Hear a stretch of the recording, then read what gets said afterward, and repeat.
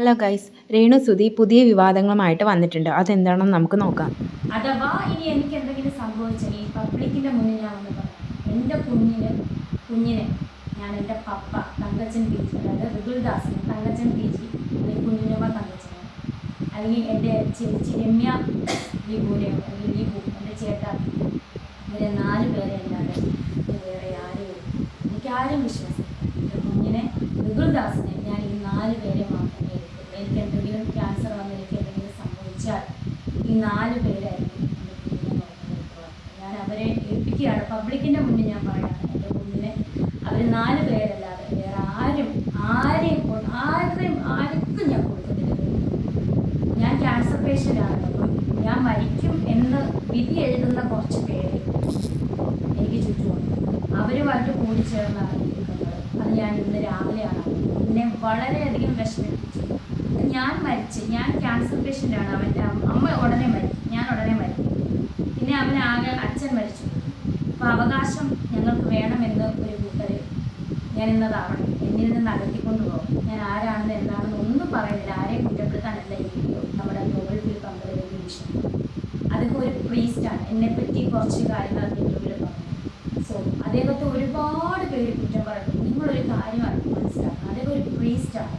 അദ്ദേഹം എന്തുമാകട്ടെ, എന്നെപ്പറ്റി സോഷ്യൽ മീഡിയയിൽ അദ്ദേഹവും പറഞ്ഞിട്ടുണ്ടായിരുന്നു, ഞാനും അദ്ദേഹത്തെ പറഞ്ഞിട്ടുണ്ടായിരുന്നു. ഞങ്ങൾ രണ്ടും സോഷ്യൽ മീഡിയയിൽ പറഞ്ഞിട്ടുള്ളതല്ലാതെ കുറച്ച് ബ്ലോഗേഴ്സ് അത് വലിയ കാര്യത്തിൽ എടുത്തിട്ടുള്ളതല്ലാതെ ഞങ്ങൾ രണ്ടും ഇന്നീ നിമിഷം വരെ നേരെ ഒരു നോട്ടം കൊണ്ടോ സംസാരം കൊണ്ടോ നേരെ ഒന്നും ഞങ്ങൾ വിദ്വേഷത്തോടെ പെരുമാറിയിട്ടില്ല.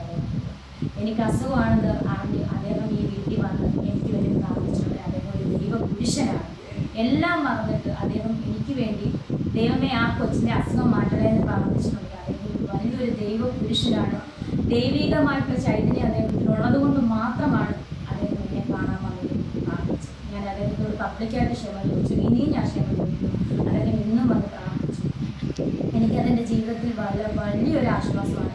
നിങ്ങൾ അദ്ദേഹത്തെ വെറുതെ കുറ്റം പറയരുത്. അദ്ദേഹം ഒരു വീട് കൊടുത്തെന്നല്ലാതെ അദ്ദേഹം വേറൊരു തെറ്റും ചെയ്തിട്ട് അതിനു വേണ്ടിയിട്ട് ഒരുപാട് അദ്ദേഹം ഈ ഒരു കൊല്ലം സുധിയിൽ 2 മക്കൾക്ക് വീട് കൊടുത്ത ആ ഒരു കുറ്റമല്ലാതെ കുറ്റം തന്നെ പറഞ്ഞു. കാരണം അതുപോലായിരുന്നു പ്രശ്നങ്ങൾ മുഴുവൻ. അതോടുകൂടി അദ്ദേഹത്തിന് മനസ്സമാധാനം പോയെന്നാണ് എനിക്ക് വിശ്വാസം. കീമോ തുടങ്ങിക്കഴിഞ്ഞാൽ കുറച്ച് ദിവസത്തേക്ക് എനിക്ക് വയ്യാണ്ടാവും. അന്ന് ഞാൻ കിടന്നുകൊണ്ടാണ് ICU പോകുന്നതിന് തലേന്നൊരു വീഡിയോ ഇട്ടു.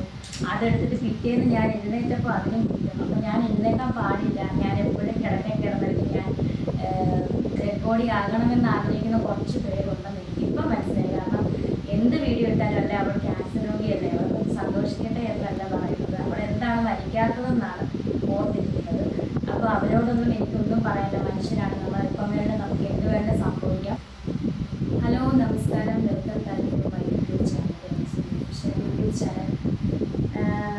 ഞാനൊരു പുതിയ വീഡിയോ ആയിട്ട് വന്നു. കുറച്ച് കാര്യങ്ങളൊന്നും നിങ്ങളെ അറിയിക്കുകയാണ്. എന്നെ സ്നേഹിക്കുന്ന പിന്നെ